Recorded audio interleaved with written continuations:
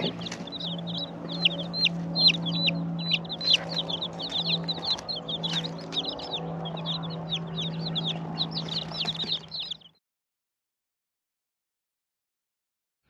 folks, welcome back to the farm. I'm gonna do a little continuation on the video I did in the last episode about taking care of chicks. I actually filmed that on that first part you seen. I filmed it on Thursday evening, and I was gonna do 2 other parts for it, like on Friday and Saturday for the Monday's video. And we had a little incident. We lost power for 3 days. I don't know why. I mean, no tornado or anything, just a thunderstorm, and next thing you know, we didn't have power for 3 days. And also Saturday evening, I came down with a croup caught it from my wife. So you can send all your hateful emails to her, but I'm just now kind of getting over it, and that's why my voice is like it is. So the bad news is we lost about 30 something chicks. We lost about half our chicks because of that, and it's kind of caught us flat-footed. I would never thought we'd lost power for 3 days, so something so minor. And we tried a few things, nothing seemed to work. So that's part of farming, I guess. You do the best you can. Even when you do the best you can, sometimes it don't come out right. So kind of throwed our plans. You know, we was going to keep those, and I got another. I'll show you here the chicks. I'll show you those in a minute. Had another order coming in this week, but we was gonna raise those up to pullets until they got pullet size, and we was gonna sell those. But now we're going to have to keep some of them, and we'll probably sell some of them. I don't know. We'll see how it goes. But anyway, what I was going to go over, some of the other stuff is types of brooders you can have, and of course I showed y'all my brooder. Of course the watering I think is the most important thing. The heat. I think it says you need to start them out like 98 degrees and back it off a little bit after that. Now, I have never measured my heat. I've always had pretty good luck. Of course, if it gets real cold, you're going to lose 1 or 2 because they're going to bunch up and they just smother the one on the bottom. So I've lost 1 or 2, but I haven't ever lost 30 like I have this time. Unless, now I've had a raccoon get in a couple times and just kill everything. So, I was going to go over that, and the feed I feed them. So I want to talk a little bit about that. I think that's kind of important too. So I'll show you the birds I got today. I got 10 Rhode Island Reds. This is a Rhode Island Red.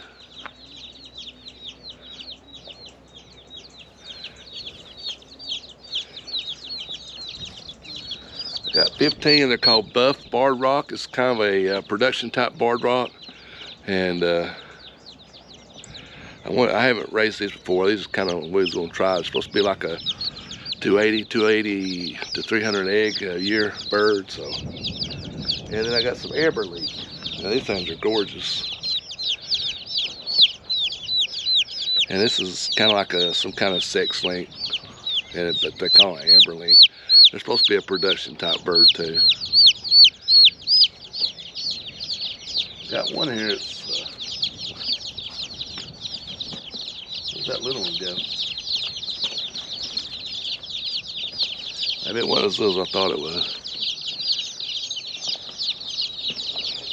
I got these from Whelp Hatchery in Iowa, and they got free shipping, so any chick you buy is free shipping. But they run a sale on these particular breeds, and I got them for like $3.25 shipping and everything a piece.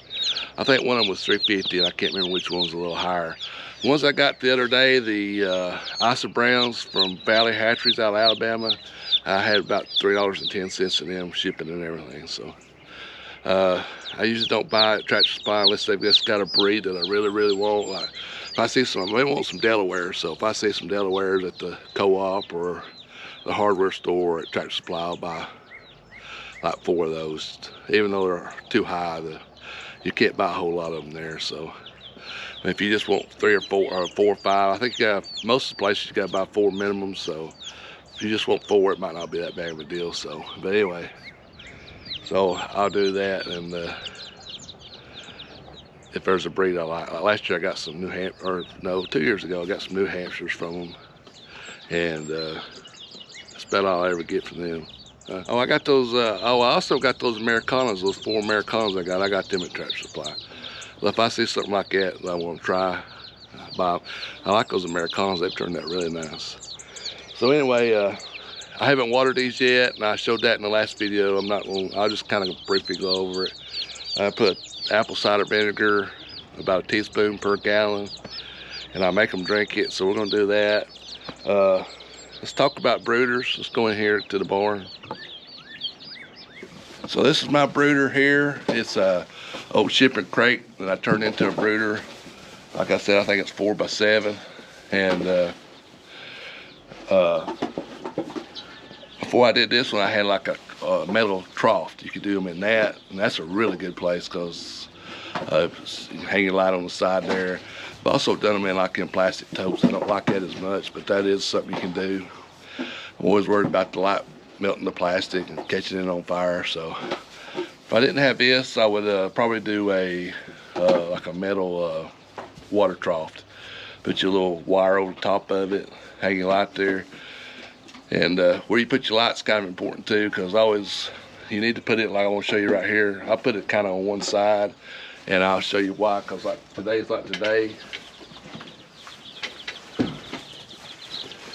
they're not under that light. They're back there in that back corner. So you need to, just as important for them to have a place to get out of that light as it is to get under the light. Because if you got the whole thing, you know, where they can't get away from the heat, they'll suffocate. They'll get too hot and suffocate. So you need to keep that in mind too, your light placement. That's why I keep my water away from the light. I keep my water and food away from the light, so they'll have places to get under the light. And then I've got areas where they can get away from the light. So kind of keep that in mind. So if you buy a water trough, just keep your spacing in mind. You don't want to overcrowd that space. So let's go back out here and we'll talk about the kind of feed I use. Now I use a medicated feed, at least till they get to at least till they get feathers out on their body and they run it, and they, you know, we put them outside. But I like a medicated feed. I just seem to have better luck with it. And also, I don't like to feed at Tractor Supply because it's too coarse. This comes from my local feed store. It's made in Alabama. It is medicated.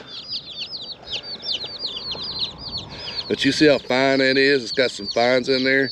That feed from Tractor Supply, I was looking at it. Some of them corner feed is twice as big as this. I think that makes them hard to eat. So that's why I like this feed. It's got a good grind to it. And this, of course, I think this is 22%. So I get the highest percentage I can get of protein. Well, I don't get the highest. You can get like a 28. You get like a game bird starter. You can do that. And I have done that on meat birds, but I don't think you want them growing that fast. So I hit them with this 22% till they're about 4 to 6 weeks old, and then I'll put them up to regular feed. Of course, I'm feeding my layers 22% now. Where I'm getting my layer feed is the same price as 16%, so I just started using that. Some of my basics is apple cider vinegar in the water. I mean, I think that's the most important thing you do. That gives them an electrolyte boost. Your heat, you know, they say it needs to be 98. Just kind of use your own judgment on that. You know, give them space to get away from the heat, and don't cram them too much in the brooder. And buy good quality chicks from a good hatchery. You know, there's some places that I don't like. I've ordered chicks before and they're not done very good, and I don't want to say them here. But if you send me an email if you want to know where they are, and I'll tell you who not to buy from. And of course, I think the feed, I use a medicated feed. I don't necessarily use that on my broiler or my meat chickens. But on these, you know, we keep these forever. So I want them to get a good start, and I like a finer thing. If you go Tractor Supply and look at their brand, you'll see how big it is. So now I looked the other day, I had to buy some, and I thought, man, this is crap. So I ended up having to make a trip Saturday, and I got a bunch up there where I usually get it. So that's my basics. Hope it's kind of helpful.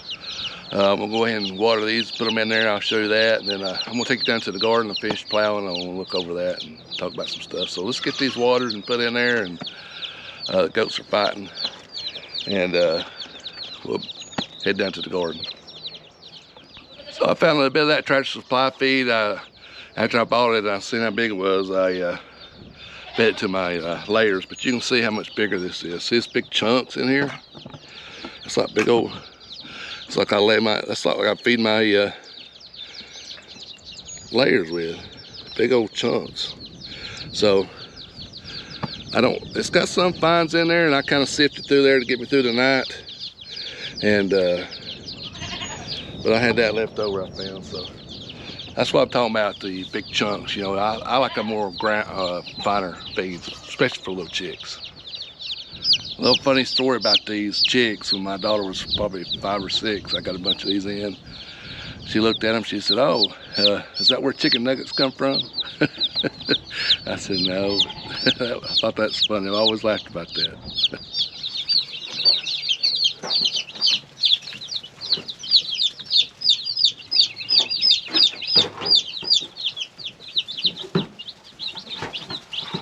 So they started eating pretty good. One thing I didn't mention is the water. I change it out every 2 days, and I've got I got 3 of them, so I rotate them in and out. That way, it kind of clean it out a little bit. So just keep that in mind too.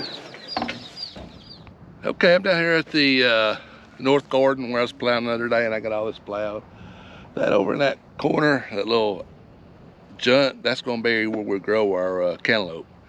That's why I went over there. I used to be where we grow strawberries, but we're not growing strawberries anymore. So, you know, it took me about 30 minutes to finish this up. And of course, I haven't done the other side yet. I don't know if I'm gonna plow it or not. I gotta plow the upper garden, so I might get it this evening, and I gotta plow my wife's garden. So, but this turned out really good. I still haven't found my piece. To tell you the truth, I forgot to look for it, so I need to look for that. All right, I'm gonna go show you this pasture, how good it looks, and then I'm out here in my hay field where I run the chickens and sheep through all winter, and this is probably the best this field has ever looked since we've lived here. I don't know if it shows up good on the camera, but it's super green, and we hadn't even sowed in grass yet.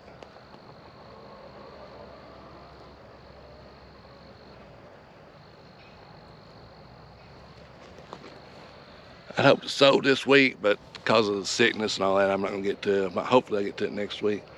But it's gonna be some really good hay right here. So we did all this with chickens and sheep, and it looked horrible. If you can swing over here and let's see this part over here, how bad that looks. Might not show up because it's into the sun, but just take my word for it. This is horrible, and it's really we really reclaimed this field. Now I still got a little bit of sage right down in the middle, and I didn't do a soil test over here this year. But usually they say that sage, if you see sage, you need to lime. That's what the old timers used to say. You need to put a little lime down. So I don't know if I'll put lime down this year. I might get in the fall. But it's not that bad. It's not as bad as it used to be. So anyway, hope you enjoyed the video. Hope you learned a little something about chicks. Sorry about the mess up. Just something we couldn't help. Matter of fact, my camera ran down that Thursday evening, and we couldn't even charge it up till Sunday. The power come back on. So hope it was helpful, and hope give my little coarseness on my throat here. It still hurts a little bit. I still got congestion, but I'm getting better. Not as bad as I was Sunday and yesterday. So anyway, give us a thumbs up, hit that subscribe button. We appreciate you watching. Support your local farmer. We got 400 subscribers yesterday, so when we hit 500, we'll do another giveaway. It'd be a pretty good one too. So I've got some things rattling around in my head, so when we get closer, I'll tell you what it is, and hopefully it don't take too long. So anyway, give us a thumbs up, hit that subscribe button. We'll see you in the next video.